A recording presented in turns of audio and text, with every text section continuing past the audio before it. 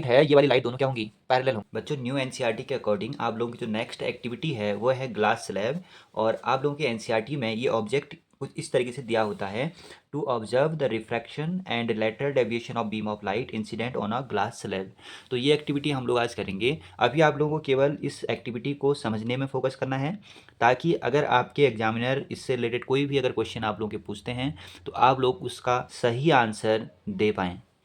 तो अभी हम लोग केवल इसको समझेंगे, बाद में इसके आपको अगर नोट्स प्रैक्टिकल नोटबुक में अगर नोट करने हैं तो इसके पीडीएफ फॉर्म में आपको टेलीग्राम में पूरे नोट्स आप लोगों को ऐसे आप लोगों को रीडिंग सहित आप लोगों को मिल जाएंगे। तो अभी आप लोगों को केवल इसको समझने में फोकस करना है। तो स्टार्ट करते हैं आज की एक्टिविटी। इस एक्सपेरिमेंट में जो हमें एपरेटस और जो मटेरियल रिक्वायर्ड है वो हम लोग एक बार देख लेंगे, क्योंकि ये एग्जामिनर में पूछ सकता है कि ये कौन सी चीज़ है। तो इसमें सबसे पहले आप लोग देख सकते हैं ड्राइंग बोर्ड। तो ड्राइंग बोर्ड जो आपको रेड कलर का दिख रहा है ये ड्राइंग बोर्ड है, ठीक है। उसके बाद इसमें एक रेक्टेंगुलर ग्लास स्लैब जो कि मेन एपरेटस में है, ये है ग्लास स्लैब। और उसके बाद इसमें एक वाइट शीट ऑफ पेपर। तो वाइट शीट ऑफ पेपर कोई भी कलर का ले सकते हैं, ये मैंने ले रखा है यहाँ पर, ठीक है। एक वाइट शीट आप ले लेंगे।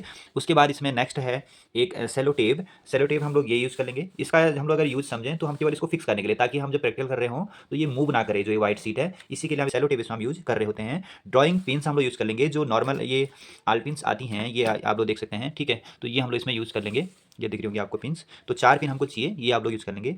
नेक्स्ट हमें इसमें चाहिए और मीटर स्केल। तो ये मीटर स्केल हमारे पास है, लॉन्ग स्केल आप लोग ले लेंगे इसमें 30 सेंटीमीटर की। और उसके बाद हमें इसमें और एक चाहिए प्रोटेक्टर। तो प्रोटेक्टर ये हमारे पास है। और एक चाहिए हमें शार्प पेंसिल, तो हम इसमें पेंसिल यूज़ कर लेंगे। और एक हमें इरेजर चाहिए, ठीक है। तो ये हमारे पास इसमें ऑपरेटर्स और मटेरियल यूज होते हैं। बच्चों अगर आप मुझे थोड़ा सा टाइम दोगे तो जो लेटरल डिस्प्लेसमेंट और जो डेविएशन है इसको मैं आप लोगों को और अच्छा समझा पाऊंगा। तो थोड़ा सा देख लेते हैं कि जो लेटरल डिस्प्लेसमेंट और जो डेविएशन है ये क्या होता है। तो होता क्या है कि सपोज कर लेते हैं कि हमारे पास एक डेंसर मीडियम है। ये मान लो सपोज कि ये डेंसर मीडियम है। जैसे कि अभी हमारे पास इस एक्सपेरिमेंट में भी हम एक्सपेरिमेंट कर रहे होंगे तो उसमें हमारे पास डेंसर मीडियम ये होगा, ठीक है। तो अभी हम मान लेते हैं कि इतना ये हमारे पास डेंसर मीडियम है। और ऊपर हम सपोज करें कि एयर है, ऊपर एयर है। और नीचे हम लोग क्या मान लेंगे, ग्लास। ग्लास का मतलब कि डेंसर मीडियम, ठीक है। और ये सपोज करते हैं कि हम एक नॉर्मल इसमें ड्रॉ कर देते हैं, हम लाइट रे को यहाँ पर इंसिडेंट कर रहे होंगे। तो ये मान लेते हैं कि सपोज हमने एक लाइट रे को यहाँ पर इंसिडेंट किया, ये है इंसिडेंट लाइट जो एयर से आ रही है। तो अभी इसकी स्पीड बहुत ज़्यादा होगी, 3×10⁸ मीटर पर सेकेंड लाइट की स्पीड होती है। तो जैसे ही ये लाइट रे एयर से इस ग्लास में जाएगी, तो आपको क्या लगता है कि कुछ होना चाहिए इफेक्ट इसमें। तो हमें भी क्या होता है, जब हम एयर में चल रहे होते हैं तो हम आसानी चल पाते हैं। जैसे हम मान लो डेंसर मीडियम वाटर में चलें, तो वाटर में हमारी स्पीड वो नहीं रह पाती जो हमारी एयर में होती है, नॉर्मल ग्राउंड में होती है। तो सेम लाइट के लिए भी है कि यहाँ इसकी स्पीड बहुत ज़्यादा होगी। जैसे ये डेंसर मीडियम में एंटर करेगी तो वहाँ इसकी स्पीड क्या हो जाती है, कम हो जाती है। स्पीड के कम होने की वजह से ये लाइट रे क्या करती है, अपने पाथ से डेविएट कर जाती है।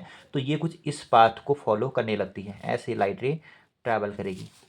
देखो एक्चुअल में अगर ये मान लो ये ग्लास नहीं होता, ये डेंसर मीडियम नहीं होता, तो लाइट रे तो कुछ ऐसे जा रही होती ना, ये सीधे स्ट्रेट लाइन में ट्रैवल कर रही होती है। आप लोग देख लेंगे स्ट्रेट लाइन होगा ये, तो ये कुछ ऐसे ट्रैवल कर रही होती अगर ये डेंसर मीडियम नहीं होता।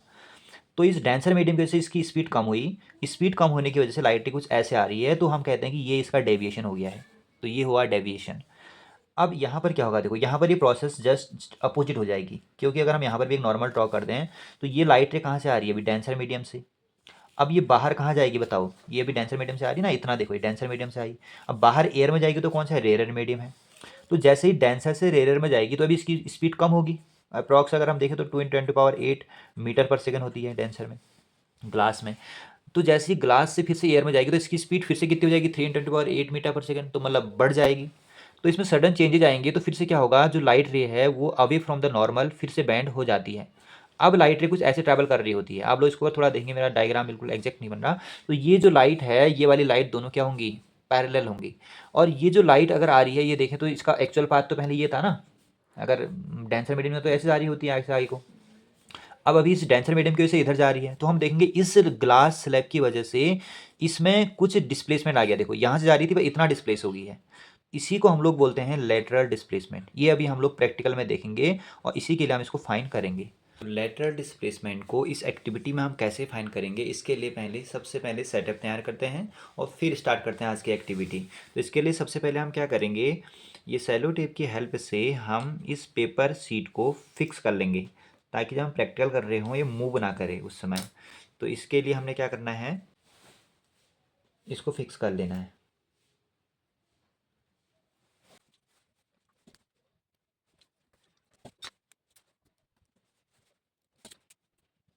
तो ये पेपर शीट फिक्स हो गई है। और अब हम क्या करेंगे नेक्स्ट में, ये जो ग्लास स्लैब है, इस ग्लास स्लैब की हम बिल्कुल बीच में हम इसको रख लेते हैं और इसकी बाउंड्री हम लोग इसमें बना लेंगे। तो एक रेक्टेंगुलर शेप में इसकी हमें बाउंड्री मिलेगी। तो ये हमने इसकी बाउंड्री बना ली है। इसको कुछ हम नाम भी दे देंगे। तो जैसे अभी हम लोग यहाँ पर इसका नाम दे देते हैं PQRS, ये हमने इसका नाम दे दिया। इसके बाद हमें क्या करना है, सबसे पहले स्टेप में एक बीच में एक मिड पॉइंट हमें ले लेना है। तो हम अप्रॉक्स कहीं पर भी हम ले लेंगे, मिड पॉइंट हमने इसमें ले लिया। अब हम क्या करेंगे, सबसे पहले एक एंगल हम लोग फिक्स कर लेंगे, ये जो आपकी मर्जी। तो हम इसको 30 डिग्री से स्टार्ट करते हैं, 30 लेंगे, फिर 45 लेंगे, फिर ऐसे ही 60 लेंगे, मतलब 50-50 के गैप में ऑब्जर्वेशन ले रहे होंगे। तो सबसे पहले हमें क्या करना है, ये जो नॉर्मल है, देखो नॉर्मल की पोजीशन ये है 90 डिग्री ना, नॉर्मल किसे बोलते हैं, 90 डिग्री पर जो होगा, ठीक। और यहाँ से हम 10, 20, 30 नॉर्मल से काउंट करते हैं, ठीक है। तो ये 10 के गैप में होते सारे एंगल। तो यहाँ यहाँ 10 हो गया, 20 और ये 30। तो 60 पर कितना आ जाएगा, 30 डिग्री का एंगल बन जाएगा नॉर्मल के साथ। अब हम इस एंगल को पहले बना लेंगे, ठीक है। हमारे यहाँ पर एंगल जो बनेगा, ये कितने का है एंगल, ये है 30 डिग्री का, 30 डिग्री का। तो आप लोग इसमें समझ गए होंगे कि मतलब जो हमारे पास लाइट आने वाली है, टॉर्च की लाइट जो हमने अभी ली थी, वो हमने यहाँ पर से ली थी। तो यहाँ से हम इसमें लाइट लेंगे। अभी हमारे पास इसमें एक्सपेरिमेंट में लाइट तो हम नहीं लेते हैं, तो हम इसमें क्या ले रहे होते हैं, लाइट की जगह पर हम लोग ये पिन लेंगे, क्योंकि यहाँ पर एक्चुअल जो लाइट होगी नेचुरल लाइट तो है ही नहीं। तो यहाँ पर हम क्या ले लेंगे, पिन ले लेंगे। तो हमने क्या कर लिया, 2 पिन आप लोगों को इस पर ऐसे लगा देनी है। तो हम इसको कितने गैप में लगाएंगे ये भी आपको याद रखना है। तो 5 सेंटीमीटर लगभग इसमें गैप आप लोग रख देंगे, ठीक। तो एक पिन हमारे पास ये है, स्ट्रेट होनी चाहिए बिल्कुल, ठीक। और नेक्स्ट हमारे पास एक पिन और लगा लेंगे, अप्रॉक्स 5 सेंटीमीटर का हम लोग इसमें गैप रख देंगे। तो ये हमने इसमें 2 पिन इंसर्ट कर दी, ठीक है। उसके बाद हमें क्या करना है, नेक्स्ट में ग्लास स्लैब को अब इसमें रख देना है, बिल्कुल ग्लास स्लैब की जो पोजीशन थी, क्योंकि इसकी ये बाउंड्री है तो ये फिक्स होगा, ठीक है। तो ये फिक्स है, तो हमने इसमें ये रख दिया। अब आपको क्या करना है, इन पिन को इस साइड से देखना है, इधर साइड से। ये 2 पिन है जो, इनको इधर साइड से देखना है। तो जैसे हम इसको देखते हैं अभी, आप लोगों को ग्लास के बाहर से नहीं देखना है, ग्लास के अंदर से देखना है। ग्लास के अंदर से आपको 2 पिन अभी अलग अलग दिखाई दे रही हैं। अब हमको इसको एक साथ लेके आना है। तो इसको ले जाते हैं एक साथ, एक लाइन में लेके आएंगे, ताकि पहली वाली पिन दूसरी वाली पिन को बिल्कुल छुपा दे। तो ये आप लोगों को दिख रहा है, बिल्कुल स्ट्रेट लाइन में आ गई हैं। हमें ऐसा लग रहा है कि एक ही पिन है। स्टूडेंट्स, अगर आपको वीडियो से हेल्प मिल रही है और आप लोगों को प्रैक्टिकल समझ में आ रहा है, तो आप लोग एक कमेंट और साथ में चैनल को सब्सक्राइब करके ज़रूर जाएं। तो हमें क्या करना है, ये हमने यहाँ पर एक पिन लगा दी, ये। तो आप लोगों को दिख रहा है कि ये पिन उन 2 को छुपा दे रही है। अब हमें क्या करना है, अभी 3 पिन है, 3 पिन है पर लेकिन हमें लग रहा है एक ही पिन है। अब हमें इन 3 पिनों को एक और पिन से छुपा देना है।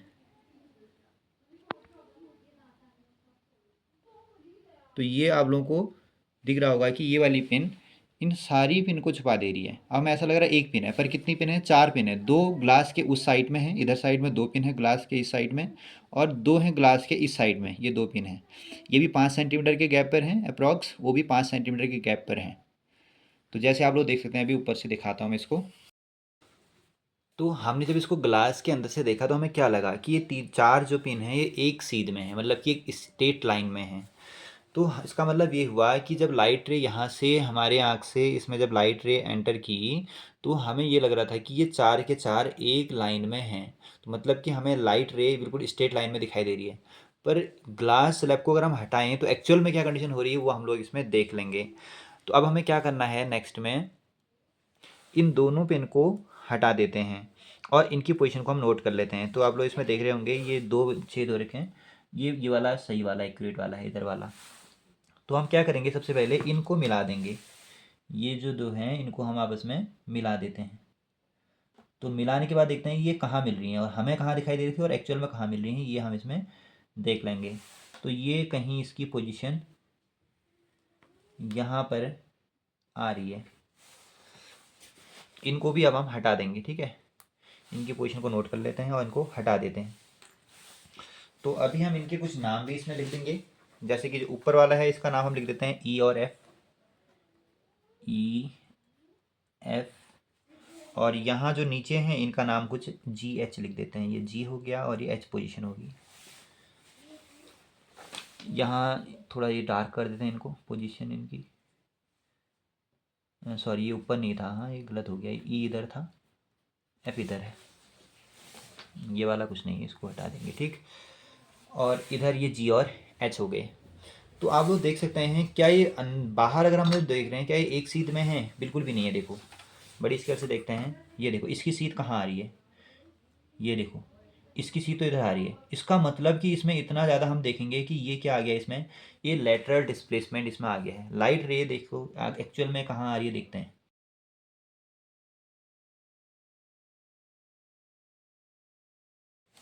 ये कुछ पाथ होता लाइट का, अगर ये नहीं होता इसमें, ग्लास स्लैब नहीं होता। पर ये इतना ज़्यादा इसमें क्या आ गया, लेटरल डिस्प्लेसमेंट आ गया। जैसे कि अभी हमने पीछे एक्सपेरिमेंट भी समझा था, वही चीज़ हमने यहाँ भी इसमें प्रूव कर दी है। तो ये है इसका लेटरल डिस्प्लेसमेंट। अब हम क्या करेंगे, जो लाइट रे जहाँ पर आ रही थी वहाँ पर भी एक नॉर्मल ड्रॉ कर देंगे। तो इससे ही कर लेते हैं। नॉर्मल का पॉइंट हो गया, ठीक है। और एंगल आप लोग देख सकते हैं, देखो यहाँ पर भी कितना आ रहा है, 30 डिग्री ही आ रहा है। तो अप्रॉक्स लगभग नहीं है, बिल्कुल एक्यूरेट 30 डिग्री हमारा बन रहा है। पता नहीं एक्यूरेट कैसे आ रहा है, थोड़ा बहुत अंतर वैसे आ जाता है नहीं तो ये अगर हम देखेंगे बिल्कुल हमने एक्सपेरिमेंट सही किया हुआ है, इसका मतलब यही हुआ, ठीक है। तो ये एंगल भी कितना बन रहा है, 30 डिग्री बन रहा है। तभी तो ये दोनों लाइट रे पैरेलल होंगी ना, ये जो बाहर जा रही है और ये आ रही है।